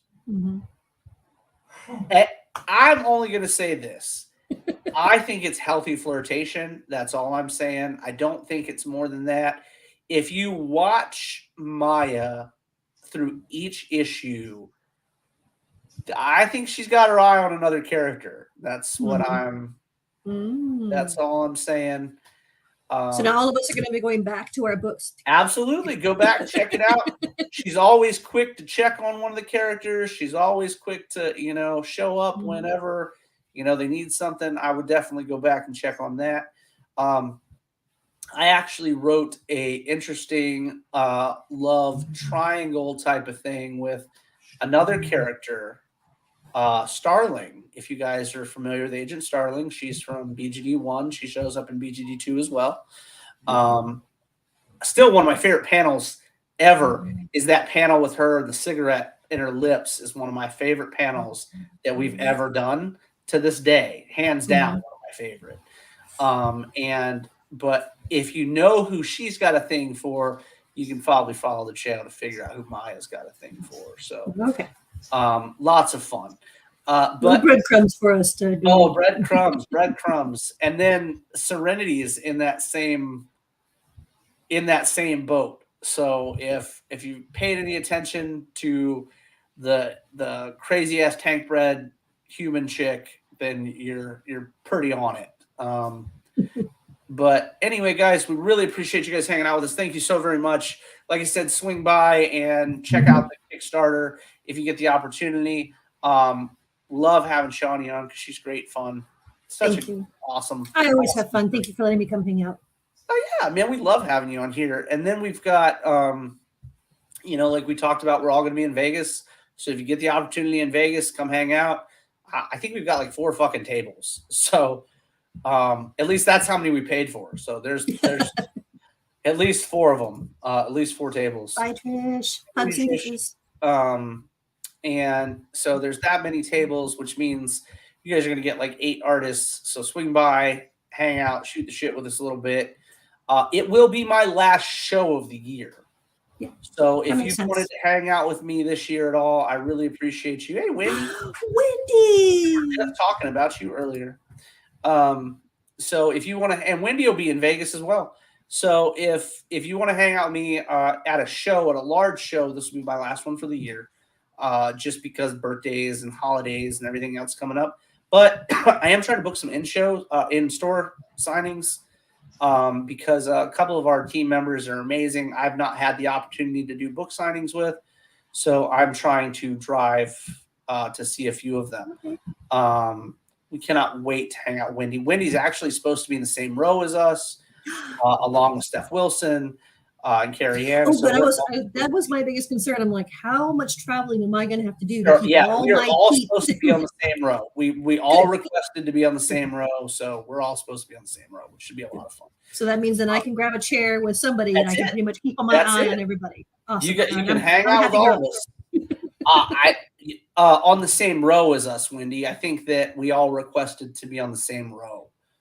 I think there's like see what happens. Yeah. 8 tables or something on a row, and I think we're all in the same row, like next to each other all the way down the row. At least that's what we requested, and I heard that it was granted. That's all I'm saying is I heard down the grapevine that it was granted. So that should be a lot of fun. Yes, we own the whole row. I'm so excited. I will be heartbroken and despondent if we are not all in the same row. Well, if it's not, we'll just get Joshua Maine to sick him on him, and he'll just do some table flipping. And, yes, we'll get Josh to get us all where we need to be at. Exactly. Just move other people's stuff around so we're all in the same row. It's like that's never happened before. What was that? Was that old game that you used to be able to like flip the pieces? Like you could and it would roll, like old school plastic game where you'd like flick the panel on the square and it would roll over and there'd be another image on it. You know what I mean? We could bribe people. Yes. I will get you tacos if you get out of my fucking spot. So it's just funny. Like they just flip over, like just and the tables. I think I know what you're talking about. I can see it in my head, but I can't. Right. So it's just like and you're there, like you're unexpectedly there. I love it. It'd be super fun. But anyway, I am trying to get into a couple shops to do some signings. We are in like 5 shops in the country now, guys. So I am trying to get in your shops. Let them know, who we are, what we're doing. I'll send them a fucking gift bag. You know what I mean? Let them know what's up. I remember I heard about the shenanigans in Baltimore. Oh my gosh. I think Steph literally just went and moved everything. Man, so Baltimore, right? I would love to do Baltimore with everybody that did it when they did it the last time.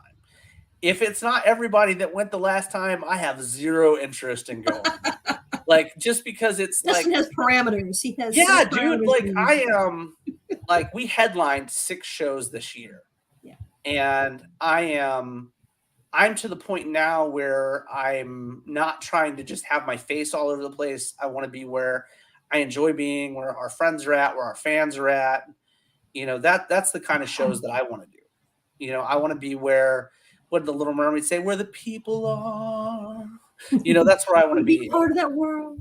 Yes, exactly. I want to be around No, our team. I want I to. shouldn't do that. Nobody wants to hear me sing. Sorry. Yeah, it was better than me, so I'm okay with it. You just keep on going. But it's this concept of where like we did the brand new kid on the block thing.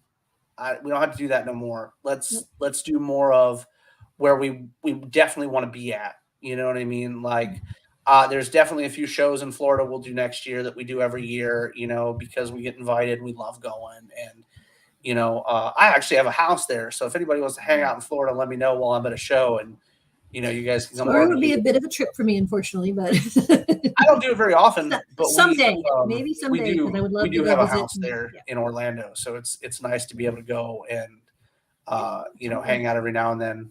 Well, we technically we've, so my grandmother lives down there, plus my Uncle Les, and my Uncle Les, who the listener was based on and stuff when he passed, that was the house that was given to us. Okay. So it was like, you know, it's there if we, you know, we go. So we've only been down there once since he passed, but It's still a lovely legacy, though. To be able to absolutely. And, you know, it's as long as it's kept up, you know what I mean? And, you know, the yard, you know, the landscape folks take care of it and stuff. And every now and then my grandma goes over there and dusts everything. You know, it's super cool. So, well, I think that's smart though, because you can't stretch yourself. You are your company, your production house is gearing up to do a lot, especially in the upcoming year. So yeah, so take some time off for birthdays. Oh, and man. holidays and, I am, and get like ready I for said, next year because you guys you're gonna hit the ground. ugh, Your little next feet, year's- are yeah, gonna we're so boom. ready. We're so ready. But like I said, so if there's anywhere that's remotely close to me that you guys would like to do like a book signing at, I know we're working on some stuff with Greg Bow and, you know, a couple other folks where we're going to be doing some shows down south, like real down south. Like I lived in Florida. I don't consider Florida down south. So like middle down south, you know, like I'm in Tennessee, I can drive, you know, pretty much anywhere. So if you guys are like, hey, look, you know, we've got a store we want to see you at. It's like 6 hours from your house, 7 hours from your house. I'm about that life. You know what I mean? As long as you're not like, hey, let's drive to Baltimore because that was like 18 fucking hours. Not going to do that again. I'll fly next time. Thanks. But yeah, or Vegas. I'm flying to Vegas. Phoenix. I'll fly to see you guys in Phoenix. You know, wherever I can fly to, I'll fly to. But we're just trying to do some more in-store signings for the rest of the year. Just because, like I said, birthdays and holidays and all that jazz. So The older I get, the shorter my driving distance gets. About 5 hours is about. So Vegas for me is about my max distance that I'm willing to drive. yeah. I mean, You know, I don't know where that is, Trish. I'm always happy to come hang out with you guys. I don't know where that's at, but I'll fucking come hang out. We've been long doing as this for there's almost food, I 2 show up. hours, so I probably should let you go do some.